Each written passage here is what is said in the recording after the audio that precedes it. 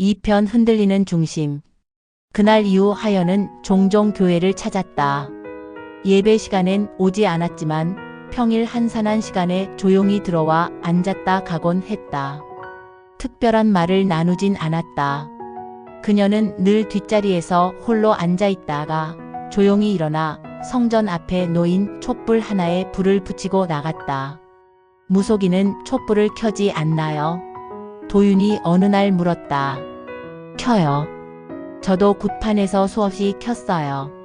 하지만 그건 신을 부르는 불이었고 이건 마음을 가라앉히는 불이에요. 말의 온도가 따뜻했다. 도윤은 점점 그녀와의 대화를 기다리게 됐다. 사역 일정 틈틈이 하연이 남긴 말들을 곱씹었고 그녀가 다녀간 자리엔 이상하리만치 고요함이 감돌았다.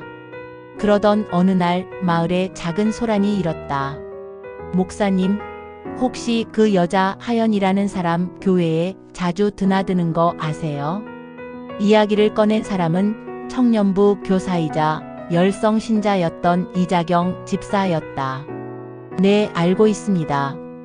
한 번씩 기도하고 가십니다. 기도요? 무속인이요? 목사님, 그분은 신을 두고 굿하던 사람이에요.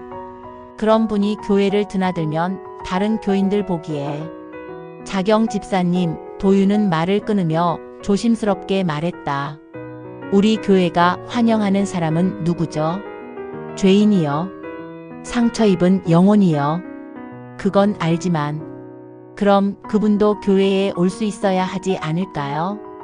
자경 집사는 입을 다물었다. 말은 맞지만 감정은 쉽게 수긍하지 못했다. 그리고 그건 다른 이들도 마찬가지였다. 소문은 빠르게 퍼졌다. 목사가 무당과 가까워진다. 교회가 오염되고 있다는 억측까지 돌기 시작했다. 그날 밤 도윤은 홀로 교회에 남아 기도했다. 강단 앞에 무릎 꿇은 채 조용히 입을 열었다.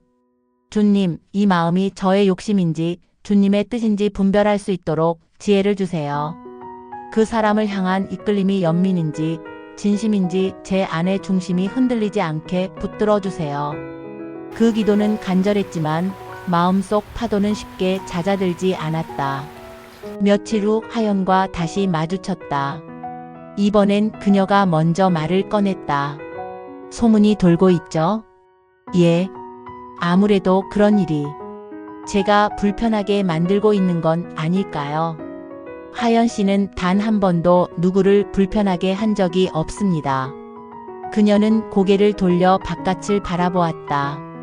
초봄의 햇살이 창가를 따라 길게 드리워졌다. 목사님은 정말 무속인이라는 존재를 두려워하지 않으세요? 두려워해야 할 이유가 없다고 믿습니다. 진짜 두려운 건 마음의 벽이에요. 우리가 만들어 놓은 경계 말이죠. 그녀는 웃지도 고개를 끄덕이지도 않았다. 하지만 그날 이후 그녀는 교회에 오지 않았다. 도윤은 공허함을 느꼈다. 그녀의 빈자리가 너무 선명해서 그제야 자신의 감정이 단순한 연민이 아니었음을 알게 됐다. 그는 그녀를 걱정했고 그녀를 기다렸고 그녀의 부재를 결핍으로 느꼈다. 그러던 중 마을에서 작은 사건이 벌어졌다.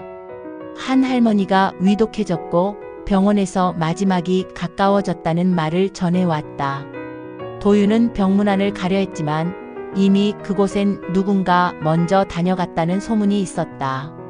목사님, 혹시 그 무당 아세요? 병원에 가서 그 할매 손을 꼭 잡고 무슨 주문 같은 걸 읊조리더라고요. 근데 말입니다. 그날 밤에 할매가 눈을 떴어요. 기적이라기엔 소박하고 우연이라기엔 너무나 선명한 이야기였다. 도윤은 며칠 후 병원에서 하연을 다시 마주쳤다. 그녀는 여느 때처럼 조용히 웃었다. 목사님도 오셨네요. 할머니가 회복되셨다면서요. 네, 의식은 찾으셨어요. 하지만 제 덕은 아니에요. 사람의 생명은 사람의 힘으로 되는 일이 아니죠. 그녀의 말엔 무속인 특유의 확신과 동시에 인간적인 겸손이 담겨 있었다. 도윤은 그 순간 그녀의 눈동자에서 낯선 평화를 느꼈다. 이 여인은 단순한 무속인이 아니라 삶의 아픔을 통과한 사람이었다. 그리고 그날 밤 도윤은 일기장에 이렇게 적었다. 그녀를 향한 내 마음이 단지 동정이 아님을 인정한다. 나는 지금 한 무속인을 기다리고 있다. 그리고 어쩌면 사랑하고 있는지도 모른다. 하연과 도윤의 관계는 더 깊어졌다. 서로에 대한 이해와 존중이 더욱 강해졌고 교회 구성원들도 그들을 받아들이기 시작했다. 하연은 교회 자원봉사에 참여하며 사랑과 따뜻함을 전하는 모습을 보였고 도윤은 하연의 지혜와 섬세함에 점점 빠져들었다. 하지만 어느 날 교회에 불이 나는 사건이 발생했고 그 속에서 하연이 사라졌다. 도윤은 절망에 빠졌지만 그녀를 찾기 위해 결심했다. 그리고 깊은 숲속 어둠 속에서 도윤은 뜻밖의 진실을 마주하게 되는데